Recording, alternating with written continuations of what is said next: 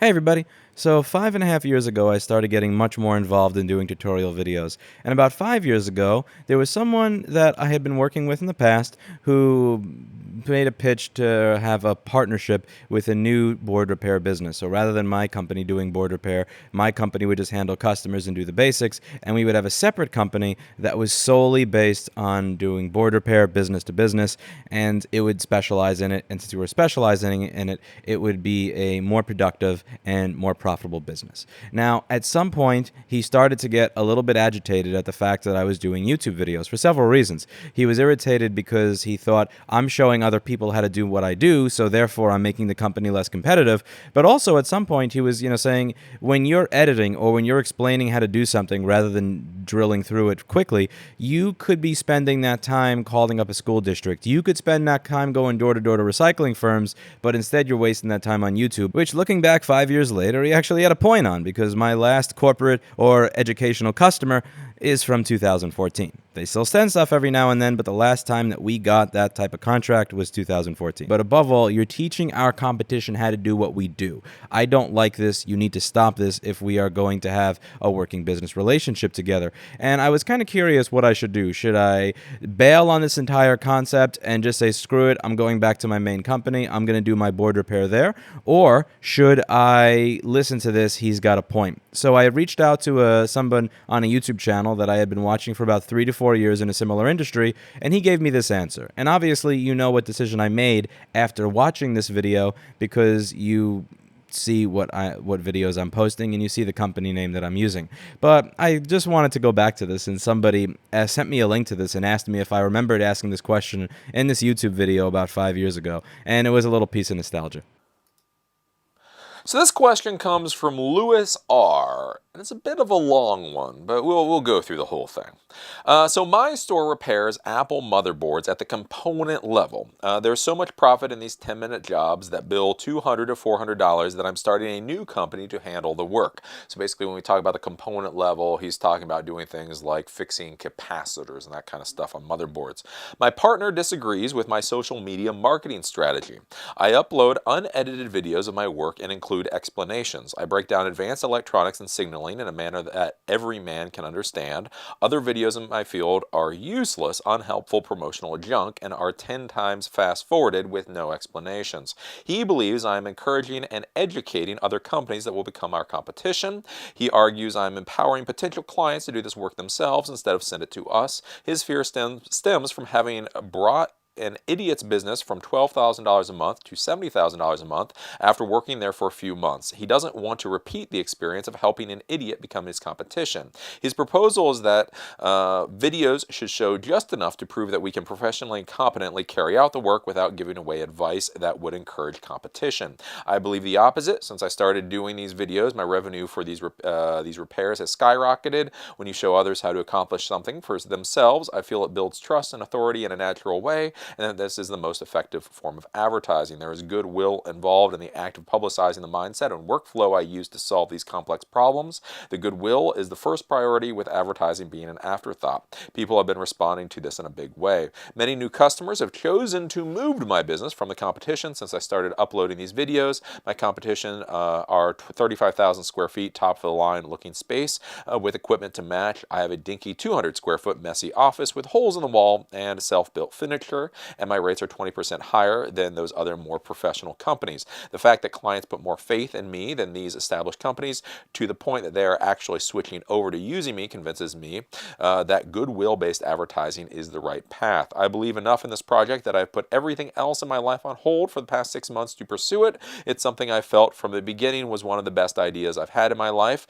where I just knew it would work before I even bought a microscope camera or a real camcorder. I believe that any of the customers we may lose to potentially new competition or repair centers that try to tackle the work themselves will be beat tenfold by the new incoming clients that we get as a result of the videos I'm currently doing. We both have valid points. What do you think is the wiser approach, and how should we come about coming to a compromise? Dun, dun, dun. So basically, this is a very long-winded explanation to say that this person has a repair company that repairs computers down to the component level, again, resistors, capacitors, that kind of stuff. And so what this guy has been doing is he's been creating videos of the entire repair process to show people how he does this. And the problem is he has a business partner thinks it's a bad idea because he thinks that if you show people how to fix computers themselves, they will in fact then go repair the computers themselves. Not only that, that if the competition sees how easy it is to repair the computers, then the competition will try to do the exact same thing, and then it's bad all the way around. So basically the question is, in this modern world, the difference between transparency and opacity within your business, and how does it work out? The big thing that I would argue here from a business standpoint, right, is again, I think this guy's partner has the problem where everybody thinks it's about the idea. Whenever you think about a business, a tech business or a tech startup company, everybody thinks that the idea is what's important, and then the actual implementation of the idea is like some niggly thing. Yeah, we'll get to that, but first we have to have an idea. And so the worry is if you show people how this work is done, then they will just take that idea and be able to steal all your work. And I would argue that is probably not the case. The first thing that I will have to say is you do have to remember with your customers is that you don't want all customers. You fundamentally don't want all customers. This is a big thing for business people to realize, is you don't want all money that comes through the door, right? So if you are dealing with people that would rather do the work themselves, you probably, frankly, don't want them as clients. Because the issue is when you go in to do things like repair computers down to the component level, you are selling things other than simply knowing how to do that particular service. You're selling things such as actually, in fact, taking the time to do it. So having somebody drop off the computer, give it to you, do the work, that is time that they don't have to spend doing it themselves. Not only with the time of doing it yourself, but the fact of you actually know how to do things like open up these computers. Now, especially, I used to do Mac repair, and again, I mean, intellectually, you know how to fix a Mac computer. You can go to ifixit.com and you can see all the manuals on how to fix these computers. But oh my golly, actually pulling that thing apart or knowing how much strength do I have to use to pop this part off versus how much strength and I'll actually break the part. All of those kinds of things are actually valuable, right? So you may look at fixing this little component on the computer and say, well, this will take me 10 or 20 minutes. Well, how long did it take you to learn to be able to do it in 20 minutes? The first time you did the process, it probably took you a lot longer. I mean, the best example I ever had of why people should not repair their own Mac computers is it was really sad. I had like one of the best laptop repair guys ever. This guy Marcus, if he's ever watching, I will give my employees credit for what they were good at. And this guy was awesome at laptop repair. And one of the reasons I can say that is because we had this client come in and he had bought a brand new Mac Pro, like top of the line to $2,000, $2,500 Mac Pro. The one thing that he had gone inexpensive on was the hard drive. So he was like, I'll just take whatever hard drive they put in there and then I'll upgrade my own hard drive. All right, that makes a lot of sense. You buy the Mac computer, why overpay for a hard drive? You'll just put it in yourself. I'm not even joking. This is not a joke. This is not exaggeration. This is not melodrama. The poor bastard came in and he had this brand new, like a week old MacBook Pro in Ziploc bags. Like there were just all of these random parts in Ziploc bags. And he said, I took it apart and I literally have no idea how the hell to put it back together. A 1 week old MacBook Pro, right? And so that is why people pay you, is you look at it as a 10 or 20 minute repair, but it's how do you put it apart? How do you put it back together? So on and so forth. So it's a skill that you actually know how to do it. It's things like warranty. So when you do repair a part, is it good for a month? That's something that they're paying for. It's also things like they're paying for you to use your own equipment. You don't think about it, but you know, that soldering iron and that little desk that you use in order to repair equipment, you know, if they go out and buy a soldering iron, what, a soldering iron costs like, I don't know, somewhere between 30 to 50 bucks if you buy a decent one. Well, how often do you need a soldering iron if you're not repairing electronic components every day? You know what I'm saying? So they don't have to buy a soldering iron. They don't have to buy flux. They don't have to buy solder. Because that's the other thing. Like when you think about time, not only do they not have to spend the time to do it themselves, but they don't have to run to Radio Shack and buy all of these different things. They don't have to make sure that they get the right capacitor. You know what I'm saying? Like when you go in and you snip out the capacitor, you just go to your little parts bin and you're grabbing the right capacitor. If they go to eBay and buy a capacitor, how do they know if they're actually buying the right one? You know, maybe it's a different capacitor than they need. So those are all the things that they are paying for when they come to you. So if somebody's going to try to be inexpensive on it, you know, oh, I'll just do it myself, you probably don't want them as clients anyway. So that's the first thing. Showing people completely how to do this stuff. The reality is you're not going to lose any clients you want. Because again, I mean, the clients that can spend that amount of money, they want to drop it off. They want you to fix it. They want to pick it up, and they want to do their work. Again, real clients know where they make money. Real clients make money from doing whatever the hell it is they do in life. They don't make money by fixing one-off computer problems. You kind of get what I'm saying. So that's the first thing. You're not going to lose any clients that you care about. Then the other thing is, I mean, it is vaguely valid, the whole idea of if you put these videos online, other people may compete with you. You know, oh no, you know, the computer repair shop down the road is going to learn what you do and they'll be able to compete with you too. Again, what I will argue here is you're not selling what you think you're selling. One of the biggest problems in business right now, in the whole business world, is everybody thinks they're selling the wrong thing, right? You imagine, or your partner imagines, that you're selling capacitors, or you're selling soldering work, or you're selling assembly, disassembly services. That's actually, in fact, not what you're selling.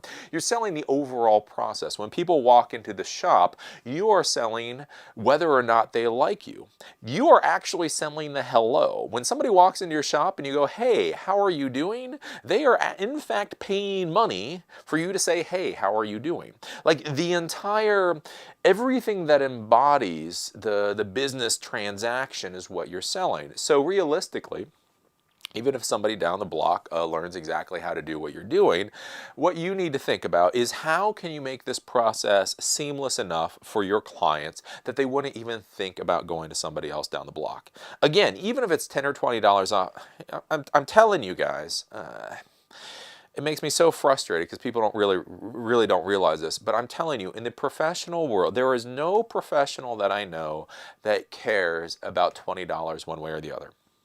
If they know that you are going to provide top-notch service, they're not going to go down the street to somebody that's $20 less that they don't know whether or not that person is going to provide top-notch service. You know, it's the overall experience that they're buying. They know that you will fix it. If you go to this guy, you pay him $200, your computer's going to be working by the end of the day.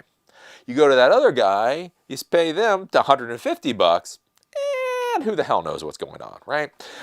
So I would argue that's not really a big deal. And if you honestly think it's a big deal, then you need to work on the other processes. Again, make your office a little bit nicer, maybe do a little bit more advertising, that type of thing. I would not worry about it. And the other thing too is you have to realize is if you're willing to put all that information online, it just shows that you have a level of confidence that makes people feel more comfortable, right? If you show people exactly how to do everything it is you do, then they feel more comfortable about it because they see, okay, now I know what this person is going to do. That would be all of my...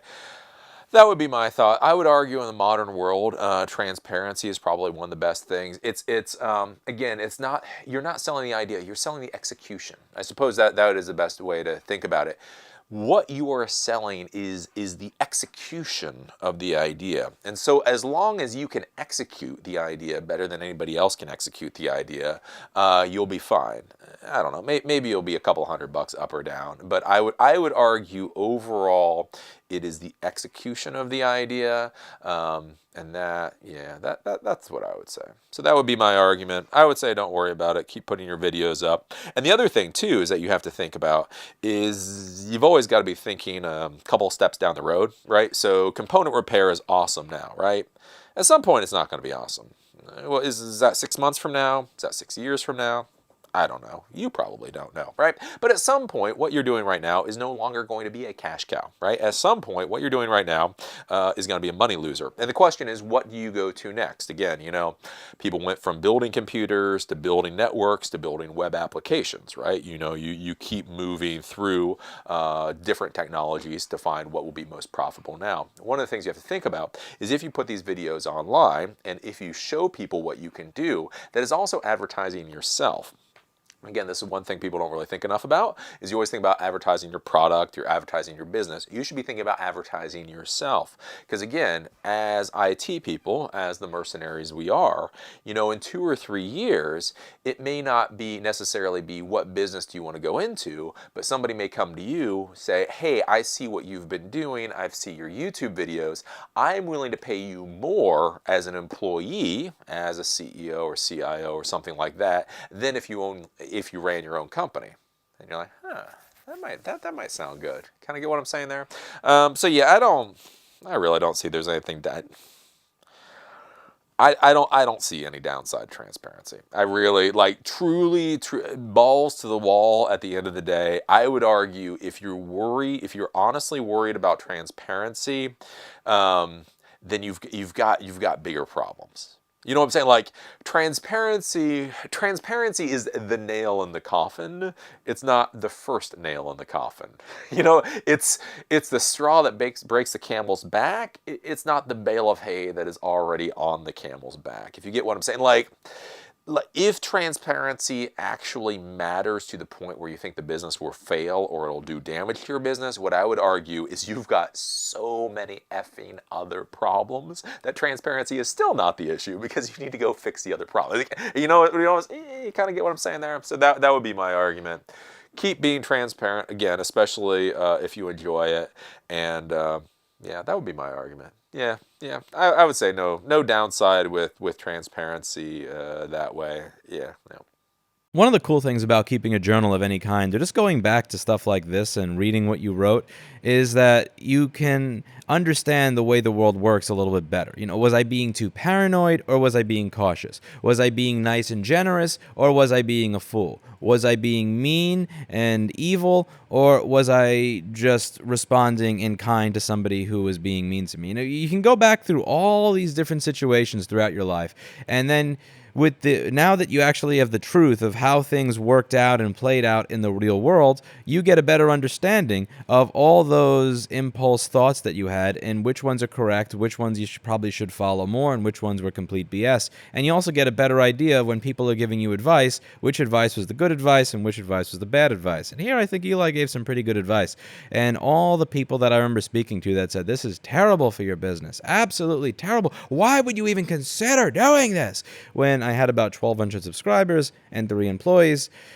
It's been 5 years. We've got 13 employees. I'm actually looking to hire 2 more soon if I actually get a space where I could fit them. And we've got almost 1 million subscribers. So I'd say I am pretty happy that I made the decision to disband from that partnership when I did and go my own way. I have 0 regrets with it. And that's about it for today. So thank you very much for watching. And as always, I hope you learned something.